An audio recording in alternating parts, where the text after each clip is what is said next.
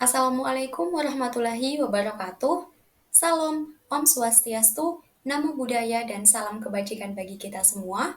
Halo teman-teman, kenalin nih, saya Fitratul Akidah dengan NIM 2303055010020, mahasiswa program studi Gizi Fakultas Ilmu Keolahragaan dan Kesehatan Universitas Negeri Makassar.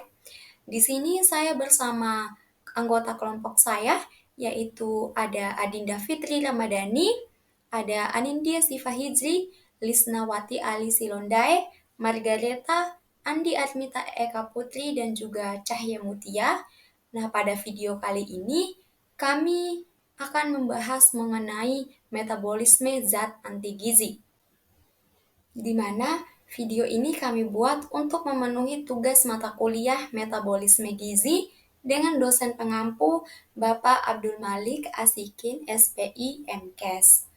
Nah teman-teman, sebelumnya pernah dengar nggak sih tentang zat anti gizi atau bagaimana sih metabolisme dari zat anti gizi ini dalam tubuh kita? Sebelum masuk ke bagaimana sih proses metabolisme zat anti gizi dalam tubuh kita harus mengetahui apa itu zat anti gizi.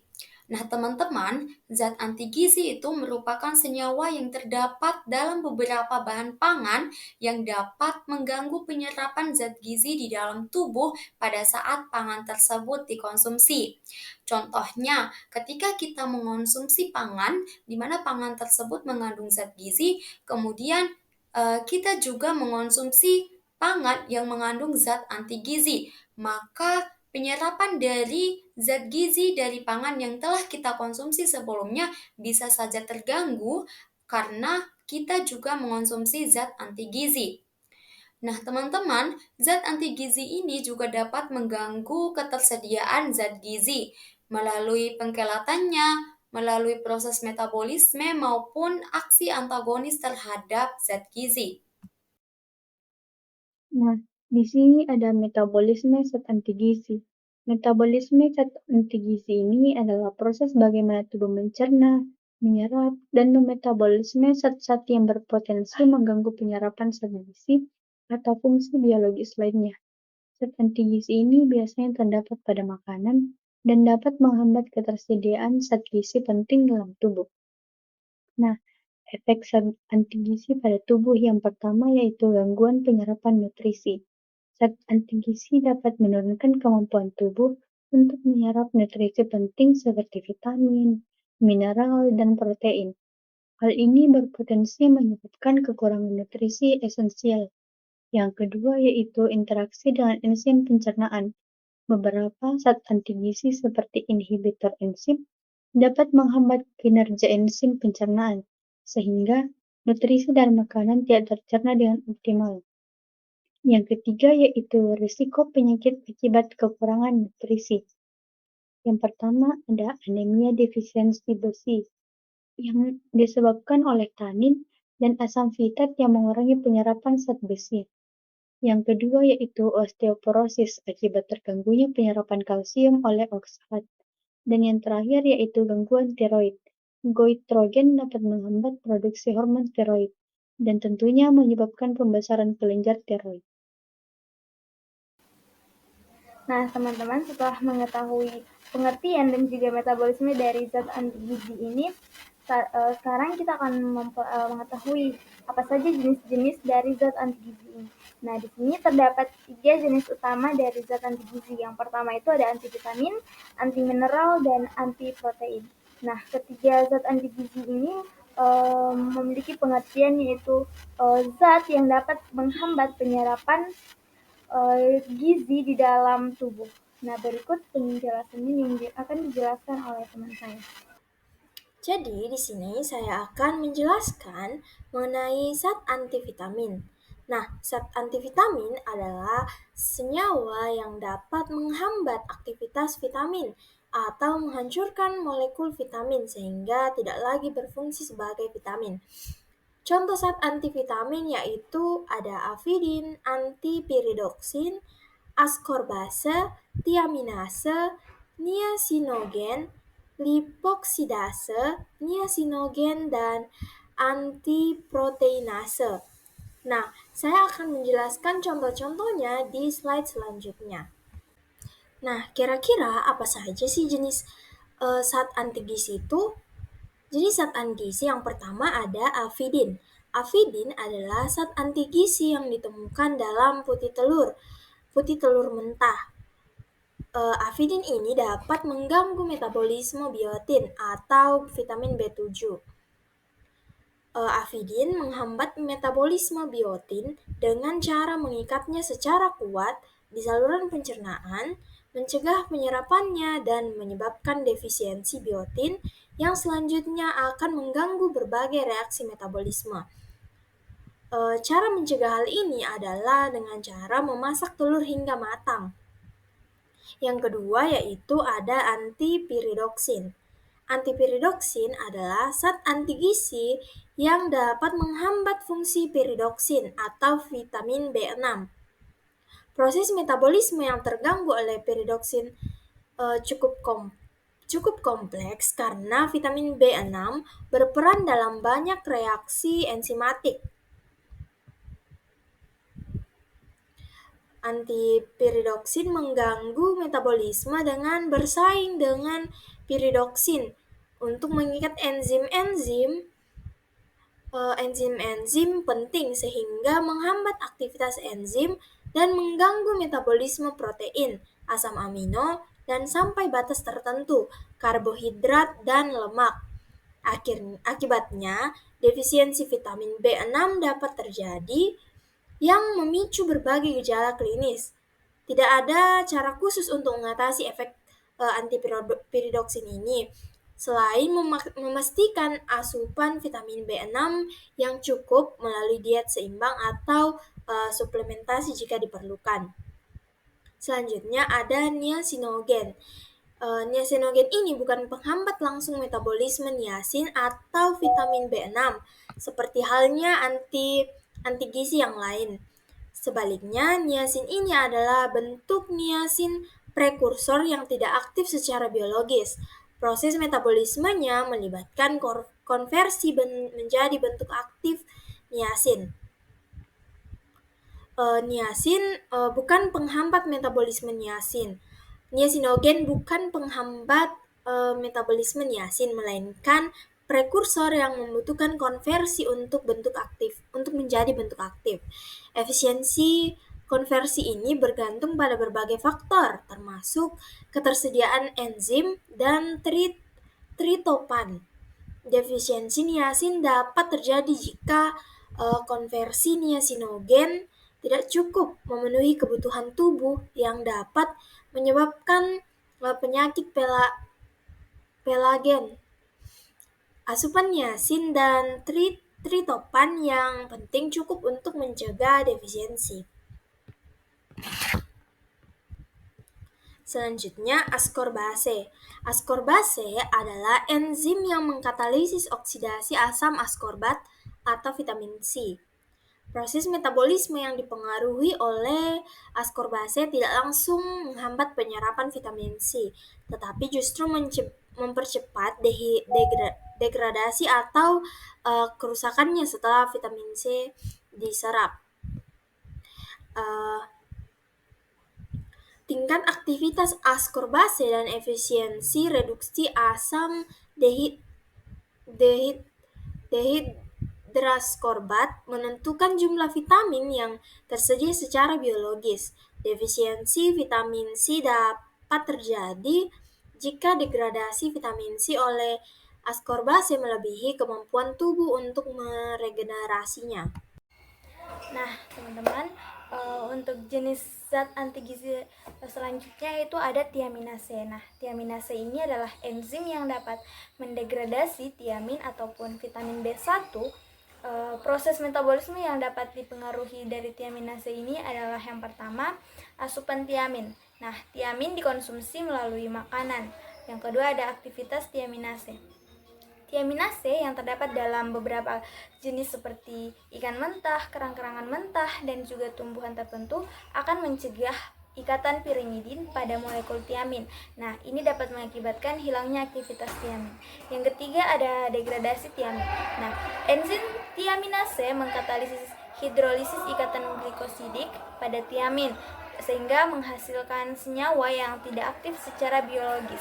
Produk degradasi tiamin ini tidak dapat berfungsi sebagai koenzim dalam reaksi metabolisme. Selanjutnya itu dapat menghambat fungsi tiamin. Tiamin berperan penting sebagai koenzim dalam metabolisme karbohidrat, khususnya dalam reaksi dekarboksilasi asam pirufat dan juga asam katalogerutat dalam siklus Krebs.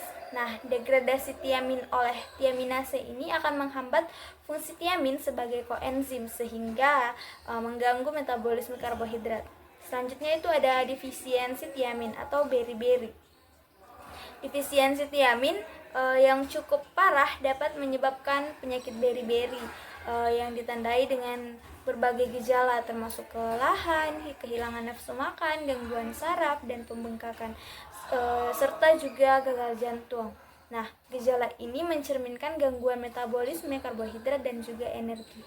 Dan yang terakhir yaitu ada pengaruh pemanasan. Nah, penting untuk dicatat bahwa aktivitas tiaminase dapat dinaktifasi oleh pemanasan. Nah, memasak makanan yang mengandung tiaminase akan mengurangi atau menghilangkan aktivitas enzim tersebut sehingga dapat mencegah degradasi tiamin. Singkatnya, tiaminase adalah enzim yang dapat menggradasi tiamin sehingga mengurangi ketersediaan tiamin sebagai koenzim dalam metabolisme karbohidrat. Hal ini dapat menyebabkan defisiensi tiamin dan berbagai gejala yang terkait termasuk beriberi, pemanasan makanan yang dapat mengurangi aktivitas tiaminase. Nah, selanjutnya itu ada zat antivitamin D. Jadi, zat antivitamin D ini mengganggu metabolisme vitamin D melalui berbagai mekanisme termasuk kompetisi penyerapan, penghambatan konversi, penghambatan pengikatan reseptor, dan peningkatan katabolisme. Akibatnya, fungsi vitamin D yang terganggu dapat menyebabkan gangguan metabolisme kalsium dan juga fosfor, dan juga dari berbagai masalah kesehatan yang terkait termasuk masalah tulang. Zat antivitamin E. Jadi zat antivitamin E ini mengganggu metabolisme vitamin E melalui berbagai mekanisme termasuk kompetisi penyerapan, penghambatan pengangkutan, peningkatan katabolisme, dan interferensi dengan fungsi antioksidan. Akibatnya vitamin E yang terganggu dapat menyebabkan berbagai masalah kesehatan termasuk kerusakan sel dan juga gangguan fungsi organ. Pengidentifikasian zat antivitamin E yang spesifik diperlukan untuk memahami mekanisme yang tepat. Nah, gejala dari defisiensi vitamin E ini dapat menyebabkan berbagai gejala termasuk anemia hemolitik ataupun anemia pada bayi prematur, neuropati, priver, dan gangguan reproduksi. Nah, adapun zat antigizi yang kedua yaitu zat antimineral, di mana zat antimineral merupakan senyawa yang bekerja untuk menghambat adanya ketersediaan mineral yang dapat mempengaruhi metabolisme tubuh. Contohnya seperti tanin, asam fitat, oksalat, dan juga goitrogen. Nah, adapun contoh zat antimineral yang pertama yaitu tanin, di mana tanin itu merupakan senyawa yang banyak ditemukan di dalam tumbuhan seperti daun teh dan juga dapat mempengaruhi cara tubuh kita untuk mencerna dan juga menyerap nutrisi. Kemudian adapun cara kerjanya yang pertama yaitu dengan mengikat protein, di mana tanin itu memiliki kemampuan untuk menempel pada protein dalam makanan. Nah, ketika ini terjadi, maka tubuh akan sulit mencerna protein tersebut sehingga tidak dapat diserap dengan baik. Kemudian yang kedua yaitu dengan menghambat enzim pencernaan. Enzim-enzim seperti protease, amilase, dan juga lipase akan terganggu oleh adanya zat tanin ini. Akibatnya, makanan itu tidak dapat tercerna secara optimal di dalam tubuh kita. Kemudian yang ketiga yaitu dengan mengikat mineral, di mana tanin juga dapat menempel pada mineral penting seperti zat besi, kalsium, dan juga zinc sehingga tubuh tidak dapat menyerapnya dengan baik. Kemudian yang keempat yaitu mengganggu saluran pencernaan, di mana jika dikonsumsi dalam jumlah yang besar, maka tanin itu bisa menyebabkan adanya gangguan pencernaan seperti diare dan juga sembelit, yang pada akhirnya akan mempengaruhi penyerapan nutrisi secara keseluruhan. Dan yang kelima yaitu dengan mempengaruhi bakteri di usus, di mana tanin dapat mengubah komposisi bakteri baik di dalam usus yang akan berdampak pada proses pencernaan dan juga penyerapan nutrisi di dalam tubuh. Nah, zat selanjutnya yaitu asam fitat, di mana asam fitat ini merupakan senyawa alami yang banyak ditemukan dalam biji-bijian, kacang-kacangan, dan juga sayuran tertentu. Nah, asam fitat ini akan mengikat zat besi dan juga mampu untuk mengganggu adanya ketersediaan mineral di dalam tubuh, di mana tubuh kita itu tidak memiliki enzim untuk mencerna fitat ini. Nah, ketika makanan yang mengandung fitat masuk ke dalam usus, maka fitat ini akan mengikat mineral seperti zat besi, kalsium, seng, dan juga magnesium untuk membentuk senyawa yang sulit diserap oleh tubuh. Nah, mineral-mineral yang terjebak di dalam fitat ini itu tidak dapat digunakan oleh tubuh, sehingga tubuh itu dapat menyebabkan kekurangan mineral, terutama jika makanan yang dikonsumsi sehari-hari itu mengandung fitat yang tinggi dan juga rendah mineral. Kemudian selain mineral, fitat juga dapat mengganggu pencernaan protein dan juga karbohidrat dengan membuat tubuh sulit untuk menyerap nutrisi secara optimal. Adapun faktor yang mempengaruhi dampak dari fitat ini yaitu jumlah fitat di dalam makanan, di mana semakin banyak fitat maka semakin besar gangguan penyerapan mineral di dalam tubuh. Kemudian bakteri dengan fitase yang aktif akan membantu mengurangi efek negatif dari fitat. Nah, selanjutnya jika asupan mineral di dalam tubuh itu cukup, maka efek buruk dari fitat ini akan diminimalkan karena mineral ini itu bersaing dengan fitat itu tadi.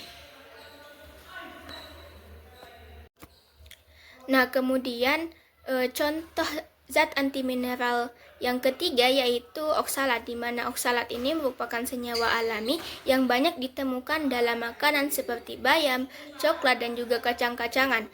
Nah, meskipun memiliki manfaat seperti sifat antioksidan, oksalat ini juga bisa menjadi masalah karena dapat mengganggu penyerapan mineral dan juga menyebabkan batu ginjal, di mana setelah dimakan, oksalat ini akan diserap di usus dan juga masuk ke dalam aliran darah.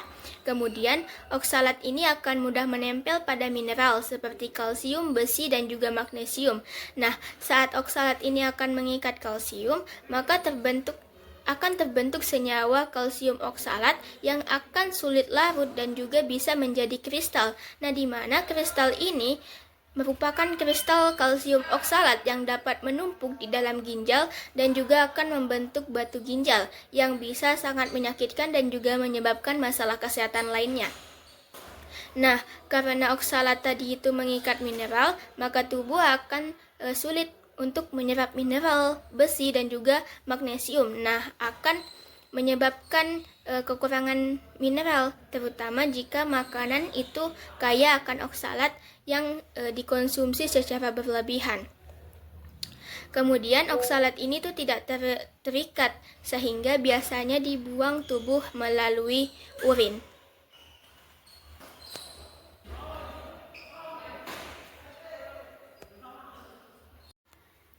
Nah, adapun zat antimineral yang terakhir yaitu yang keempat itu goitrogen, di mana goitrogen merupakan zat yang dapat mengganggu fungsi kelenjar tiroid dan juga mempengaruhi produksi hormon tiroid yang berperan penting di dalam mengatur metabolisme tubuh. Nah, jika jumlah hormon tiroid ini berkurang, maka kelenjar tiroid itu bisa membesar sehingga dapat menyebabkan pembesaran yang dikenal sebagai goiter. Adapun cara kerja dari goitrogen itu dengan menghambat penyerapan iodin, di mana iodin itu merupakan bahan utama untuk membuat hormon tiroid. Kemudian beberapa goitrogen seperti yang ada di dalam sayuran kubis dan juga brokoli itu dapat mengurangi kemampuan tubuh untuk menyerap iodin dari makanan. Nah, akibatnya kelenjar tiroid ini akan kekurangan bahan baku untuk memproduksi hormon. Kemudian yang kedua yaitu dengan mengganggu enzim tiroid, di mana goitrogen juga dapat menghambat enzim yang dapat membantu proses pembuatan hormon tiroid seperti T3 dan juga T4, di mana hal ini akan menyebabkan produksi hormon itu menurun. Kemudian yang ketiga yaitu dengan menghambat pelepasan hormon tiroid, di mana beberapa jenis goitrogen itu dapat menghalangi pelepasan hormon tiroid yang sudah dibuat ke dalam aliran darah. Kemudian yang keempat yaitu hormon kelenjar tiroid itu akan membesar. Nah, jika hormon tiroid itu tadi tidak cukup, maka kelenjar tiroid akan bekerja lebih keras untuk dapat memproduksi lebih banyak hormon, sehingga dapat menyebabkan pembesaran kelenjar tiroid tadi.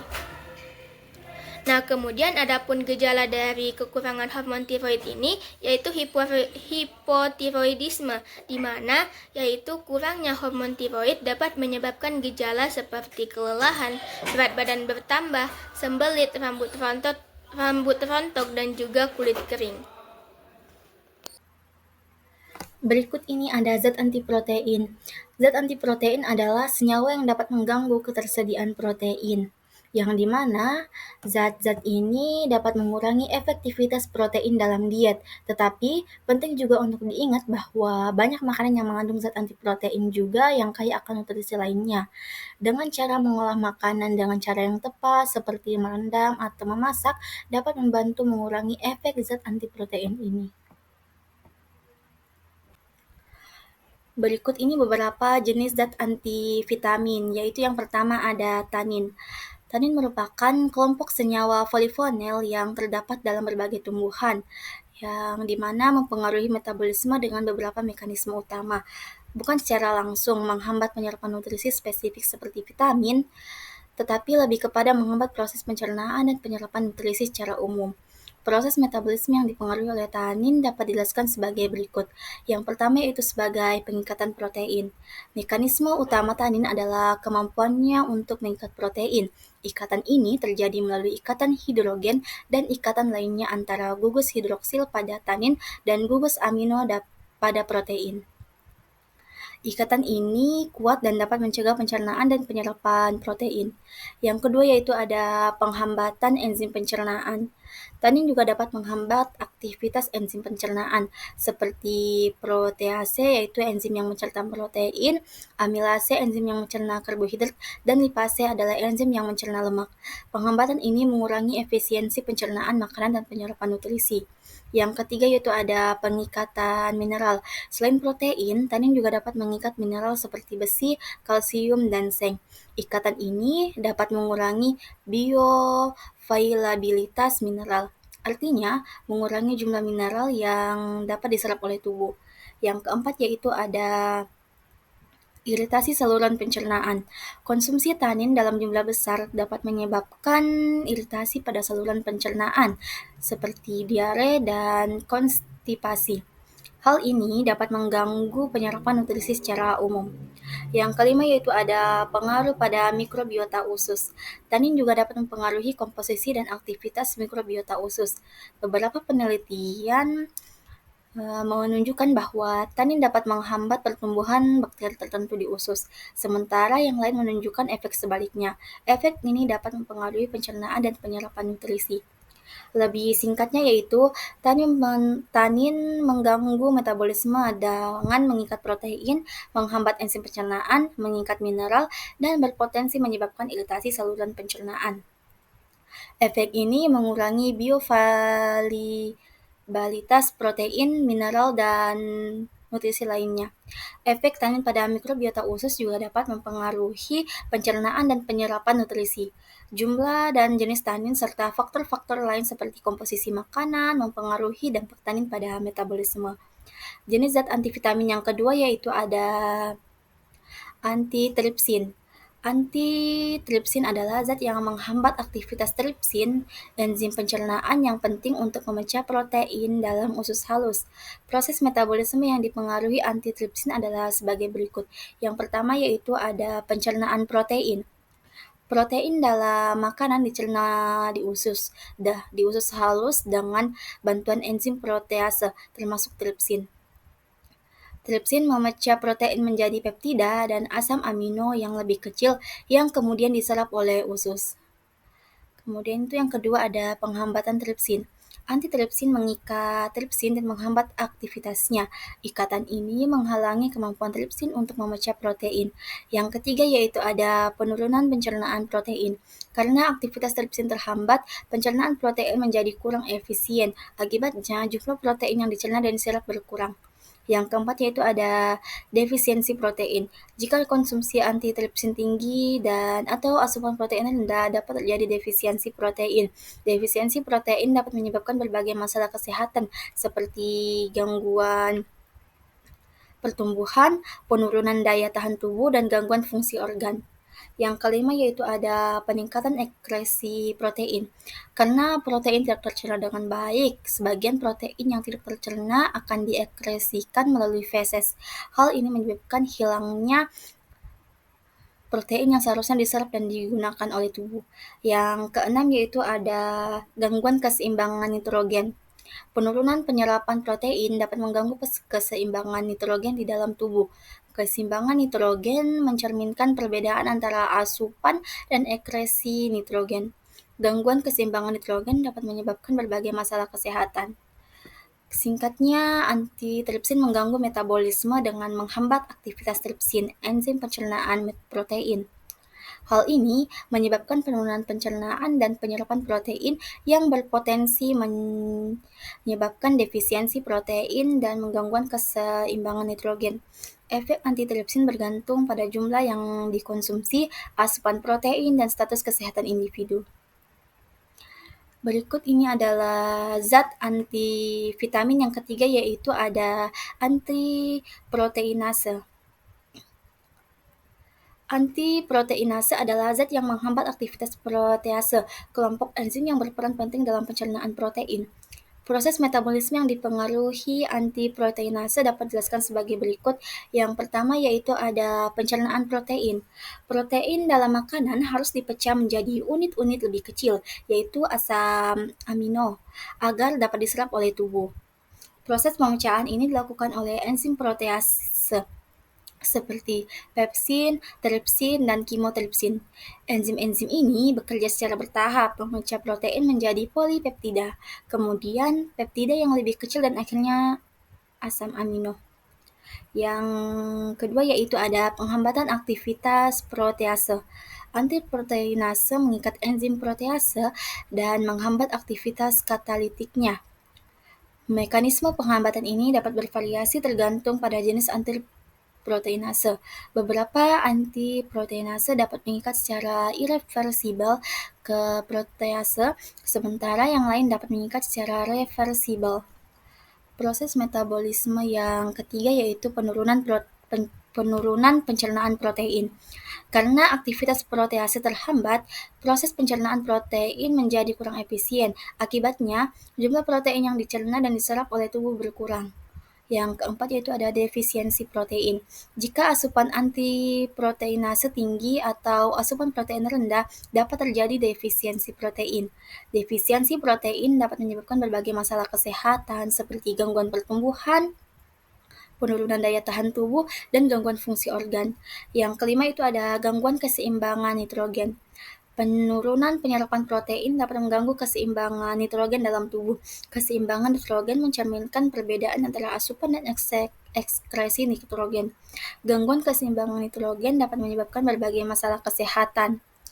Yang keenam yaitu ada efek bergantung pada jenis dan jumlah antiproteinase. Efek antiproteinase pada metabolisme bergantung pada jenis antiproteinase yang dikonsumsi, jumlahnya, dan asupan protein dalam makanan. beberapa antiproteinase mungkin memiliki efek yang lebih kuat daripada yang lain. Selain itu, asupan protein yang cukup dapat membantu mengurangi dampak negatif antiproteinase. Berikut saya rangkum secara singkat yaitu mengenai antiproteinase. Antiproteinase mengganggu metabolisme protein dengan menghambat aktivitas enzim protease yang menyebabkan penurunan pencernaan dan penyerapan protein. Hal ini dapat menyebabkan defisiensi protein dan menggangguan keseimbangan nitrogen dengan tingkat keparahan yang bergantung pada berbagai faktor. Kasus yang kami paparkan yaitu seorang remaja perempuan vegetarian datang ke sebuah klinik dengan keluhan sering merasa lelah, pusing, dan sulit berkonsentrasi. Hasil pemeriksaan darahnya menunjukkan hemoglobin rendah yaitu 9 gram per desiliter dan kadar ferritin yang juga rendah. Ini mengindikasikan anemia defisiensi besi. Setelah dilakukan wawancara diet, ditemukan bahwa pasien mengonsumsi biji-bijian utuh, kacang-kacangan, dan kedelai secara rutin sebagai sumber protein, tetapi jarang mengonsumsi sayuran atau buah kaya vitamin C. Pada kasus remaja perempuan vegetarian dengan anemia defisiensi besi ini memerlukan penanganan terintegrasi yang fokus pada peningkatan bioavailabilitas zat besi, pemberian suplemen, dan pemantauan ketat. Nah, peningkatan bioavailabilitas zat besi ini itu pada anemia defisiensi besi pada vegetarian seringkali disebabkan oleh rendahnya bioavailabilitas zat besi non-heme atau zat besi dari sumber nabati dibandingkan zat besi heme dari sumber hewani. Zat besi non-heme lebih sulit diserap tubuh. Vitamin C meningkatkan penyerapan zat besi non-heme secara signifikan. Fitat dan tanin yang terdapat dalam biji-bijian utuh, kacang-kacangan, dan kedelai justru menghambat penyerapan zat besi. Intervensi utama adalah memodifikasi pola makan pasien. Meskipun biji-bijian, kacang-kacangan, dan kedelai merupakan sumber protein yang baik, konsumsi rutinnya tanpa cukup vitamin C justru memperburuk anemia. Oleh karena itu, perlu meningkatkan konsumsi vitamin C. Pasien harus dianjurkan untuk meningkatkan konsumsi buah dan sayuran kaya vitamin C seperti jeruk, stroberi, paprika merah, dan brokoli.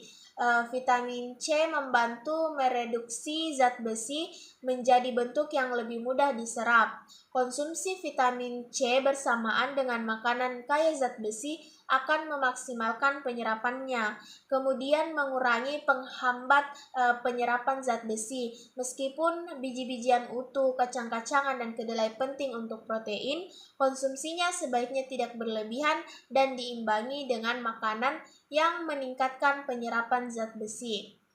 Mengurangi konsumsi makanan kaya fitat dan tanin secara drastis mungkin tidak disarankan karena nilai gizinya yang lain, tetapi keseimbangannya harus diperhatikan. Menambahkan makanan kaya vitamin C dapat membantu meminimalkan efek penghambat fitat dan tanin. Kemudian memilih sumber zat besi yang lebih bioavailable. Meskipun kurang ideal bagi vegetarian, mencari sumber zat besi non-heme yang lebih mudah diserap, misalnya dari sayuran hijau gelap, bisa dipertimbangkan. Kemudian suplemen, memodifikasi diet saja mungkin tidak cukup untuk mengatasi anemia yang sudah cukup parah. Suplemen zat besi diperlukan untuk meningkatkan kadar hemoglobin dan ferritin secara cepat dan efektif. Dokter akan meresepkan suplemen zat besi seperti ferrous sulfat atau ferrous gluconate dengan dosis yang lama pengobatan yang sesuai dengan kondisi pasien. Penting untuk memantau efek samping suplemen seperti konstipasi atau gangguan pencernaan. Suplemen vitamin B12 juga perlu dipertimbangkan karena defisiensi vitamin B12 juga umum terjadi pada vegetarian. Kemudian pemantauan. Pemantauan berkala sangat penting untuk menilai efektivitas pengobatan dan mendeteksi potensi komplikasi.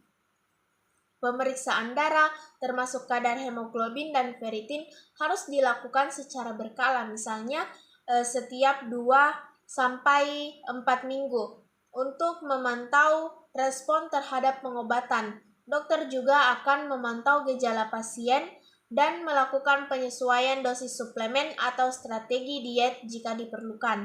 Pemantauan jangka panjang diperlukan untuk memastikan kadar hemoglobin dan ferritin tetap dalam batas normal dan mencegah kekambuhan anemia. Penanganan anemia defisiensi besi pada remaja vegetarian ini memerlukan pendekatan holistik yang melibatkan modifikasi diet untuk meningkatkan bioavailabilitas zat besi, pemberian suplemen zat besi, dan pemantauan ketat. Kerjasama antara dokter dan pasien sangat penting untuk keberhasilan pengobatan dan pencegahan kekambuhan.